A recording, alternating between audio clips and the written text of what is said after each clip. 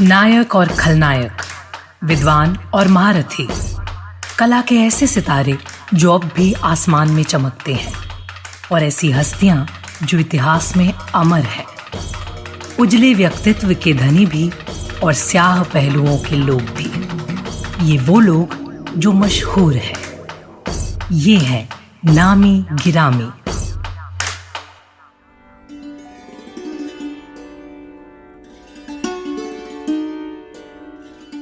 हिंदी साहित्य में एक शख्स ऐसा हुआ जो महज 34 बरस जिया, लेकिन इतनी कम आयु में वो हिंदी साहित्य, हिंदी भाषा को इतना कुछ दे गया कि हैरानी होती है कि एक आदमी इतनी कम उम्र में इतना कुछ कैसे कर सकता है।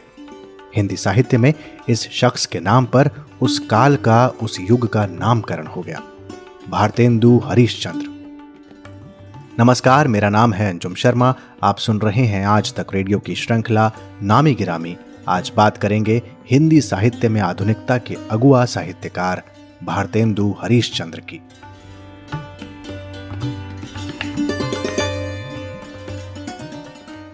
साल 1850 में पैदा हुए भारतेंदु हरीशचंद्र के साहित्य में आधुनिक हिंदी साहित्य की सारी विधाओं के बीज मिल जाते हैं। कविता, नाटक, निबंध, आलोचना जैसे क्षेत्रों में एक स्तंभ पुरुष की तरह इनकी भूमिका रही।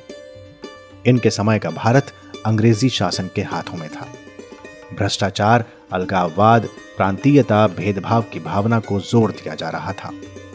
अंग्रेज भारतीय उद्योग नष्ट कर रहे थे, किसानों पर लगान का बोझ बढ़ रहा था, भारतीय अर्थव्यवस्था गर्त में जा रही थी। भारतेंदु पर इन स्थितियों का प्रभाव पड़ा। भारतेंदु ने जो देखा वो लेखन में उतारा। जाहिर है साहित्य की विषय वस्तु अब बदल गई।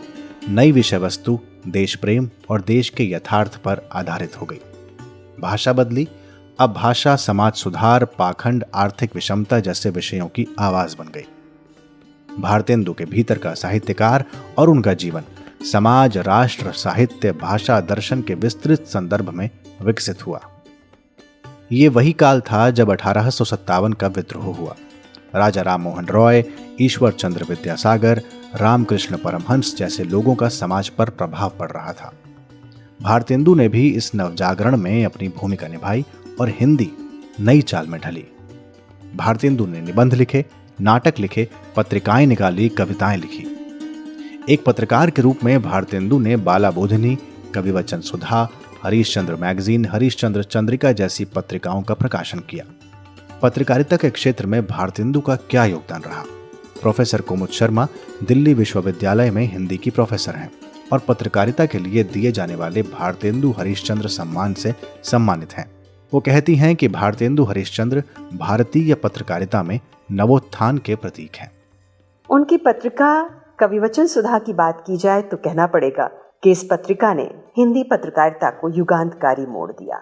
हिंदी नई चाल में ढली, यह घोषणा करने वाले भारतेंदु हरीशचंद्र ने कविवचन सुधा में एक प्रतिज्ञा पत्र प्रकाशित किया था, जिसमें कहा गया था, हम लोग आज के दिन से कोई विलायती कपड़ा न पहनेंगे। अब इस वाक्य को सुनकर आप समझ सकते हैं कि किस तरह से इस पत्रिका ने पाठकों को राष्ट्रीय आचरण के सूत्र दिए, किस तरह इस पत्रिका ने उनके भीतर प्रेरणात्मक राष्ट्र चेतना का बीज बोया। इस पत्रिका के कुछ सिद्धांत वाक्य थे और उन सिद्धांत वाक्यों में एक जगह कहा गया, स्वत्व निज भारत कहे। इन 4 शब्दों ने स्वतंत्रता की आकांक्षा को जन्म दिया। इसी पत्रिका के सिद्धांत वाक्यों में आगे यह भी कहा गया था कि नर नारी सम होएं, और इन 4 शब्दों ने भारतीय स्त्रियों के जीवन को एक स्वस्थ राह सुझाई। उनकी पत्रिका हरीशचंद्र मैगजीन की अगर मैं बात करूं तो मैं कहूंगी कि राष्ट्रीय महत्व के प्रश्नों पर इस पत्रिका ने ज्वलंत सामग्री उपलब्ध करवाई।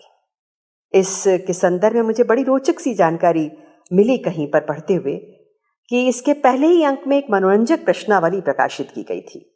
उसका ठीक ठीक शीर्षक मुझे याद नहीं आ रहा है, लेकिन वो प्रश्नावली यूरोप के प्रति भारतवर्ष के प्रश्नों से समन्वित थी। ये बहुत पसंद की गई और बाला बोधिनी पत्रिका भारतेंदु की याद की जाती है स्त्री पत्रिका के संदर्भ में, और ये स्त्रियों के उद्धार के लिए निकाली थी। लेकिन इस पत्रिका में भी अगर उसकी फाइलें आप उठा के देखें तो राजनीतिक, सामाजिक, आर्थिक प्रश्न भी बराबर चर्चा का विषय रहे थे।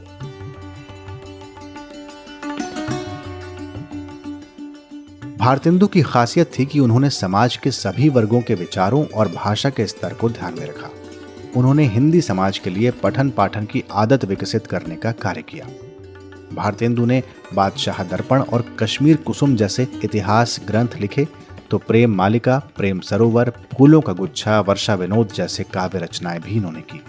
आपको बता दूं कि भारतेंदु वल्लभ संप्रदाय में दीक्षित थे। उनकी कविताओं में भक्ति श्रृंगार की कविताएं भी रहीं और सामाजिक और राष्ट्रीय चेतना की पंक्तियां भी बाद में उन्होंने लिखी। शुरुआत में भारतेंदु ने ब्रजभाषा में अपना काव्य रचा और फिर खड़ी बोली में उन्होंने कविताएं लिखी। इसके अलावा उर्दू में भी रसा नाम से उन्होंने शायरी की। वैसे कवि या संपादक से अधिक भारतेंदु की ख्याति जिस रूप में हुई वो था उनका नाटककार का रूप। वो नाटककार और अभिनेता दोनों थे। उन्होंने मौलिक नाटक भी लिखे और नाटकों का अनुवाद भी किया। चंद्रावली, सती प्रथा, नील देवी, भारत दुर्दशा, अंधेर नगरी, विषस्य विषमौषधम, प्रेम योगिनी, वैदिकी हिंसा, हिंसा न भवती जैसे प्रहसन में उन्होंने समाज, इतिहास और पौराणिक संदर्भों को आधार बनाकर हिंदी नाट्य साहित्य को समृद्ध किया। जब वो महज 18 बरस के थे तो बांग्ला से विद्या सुंदर नाटक का हिंदी में अनुवाद किया। नाटक के बारे में अपने विचारों को भारतेंदु ने नाटक नाम के निबंध में लिपिबद्ध किया है। डॉक्टर मुन्ना पांडेय दिल्ली विश्वविद्यालय के सत्यवती कॉलेज में हिंदी पढ़ाते हैं। वो कहते हैं भारतेंदु का काम कितना बड़ा था, उनके नाटकों को, उनके लिखे को तत्कालीन देश के हालात के मद्देनजर समझना होगा। एक नाटककार के रूप में उनकी ख्याति सबसे ज्वलंत है और बहुत महत्वपूर्ण भी। नाट्य प्रयोग एवं विषय की दृष्टि से भी उनके नाटक सबसे महत्वपूर्ण और समसामयिक रहे हैं। उनके कुछ नाटक तो आज भी उतने ही महत्व के हैं जितने लिखे जाने के समय थे। उनका समय ब्रिटिश उपनिवेश का था और ब्रिटिश उपनिवेश में भारत सभी दृष्टियों से परास्त था। भारत को पूर्णतः सांस्कृतिक रूप से भी और आर्थिक रूप से भी, राजनीतिक रूप से भी अंग्रेजों ने परास्त करने की पूरी कोशिश की थी और इसमें सफल भी हो गए थे। ऐसे में भारतेंदु ने अपने लोगों को यह कहकर जगाया कि अंग्रेज राज सुख साध सब भारी, पैधन विदेश चली जात ये है अति ख्वारी। उन्होंने देश में फैले धार्मिक अंधविश्वासों, छुआछूत, दुर्भिक्ष, पारंपरिक फूट, कलह, अविद्या, धनहीनता, रोग, कर की समस्या, निज भाषा के प्रति उदासीनता, अंध परंपरा और अपने नाटकों में अत्यंत क्षोभपूर्ण वर्णन करके सोई हुई भारतीय जनता में राष्ट्रीय चेतना का संचार किया। संभवतः भारतेंदु पहले ऐसे रचनाकार हैं जिन्होंने अंग्रेजों की साम्राज्यवादी नीति को ठीक से पहचाना और उसका प्रतिकार किया। उन्होंने अनुभव किया कि बिना स्वतंत्रता के देश और समाज को आगे नहीं बढ़ाया जा सकता, उसे आत्मनिर्भर और शक्तिशाली नहीं बनाया जा सकता। हिंदी कवि नागार्जुन ने भारतेंदु पर छप्पय छंद में कविता लिखी। उन्होंने लिखा, सर्वसाधारण जनता की आंखों का तारा, उच्च वर्ग तक सीमित था भारत न तुम्हारा। हिंदी की है असली रीढ़ गंवारू बोली, यह उत्तम भावना तुम्ही ने हम में घोली। बहुजन हित में ही दी लगा तुमने निज प्रतिभा प्रखर, हे सरल लोक साहित्य के निर्माता पंडित प्रखर। यानी भारतेंदु जन लेखक थे। महान पंडित होते हुए भी लोक साहित्य के निर्माता रहे और खड़ी बोली को विकसित करने की उन्होंने भरपूर कोशिश की। आज का हिंदी साहित्य जिस रूप में हमारे सामने है, उसकी नींव का एक बहुत बड़ा हिस्सा भारतेंदु और उनके काल के लेखकों ने रखा। वैसे भी किसी समाज को पुराने ढांचे से संतुष्ट नहीं होना चाहिए, उसमें सुधार करते रहना चाहिए। भारतेंदु ने अपने युग में यही काम किया था और इसीलिए भारतेंदु हिंदी साहित्य में आधुनिकता के अग्रणी लेखक हैं। तो आज की प्रस्तुति में केवल इतना ही। आपको हमारा ये अंक कैसा लगा, आप अपना फीडबैक हमें ईमेल जरूर करें। हमारा ईमेल पता है radio@aajtak.com। आज के इस अंक को साउंड और मिक्सिंग से बेहतर बना रहे थे सचिन द्विवेदी। अगली प्रस्तुति के साथ फिर हाजिर होंगे। तब तक के लिए मुझे यानी अंजुम शर्मा को दीजिए इजाजत। नमस्कार।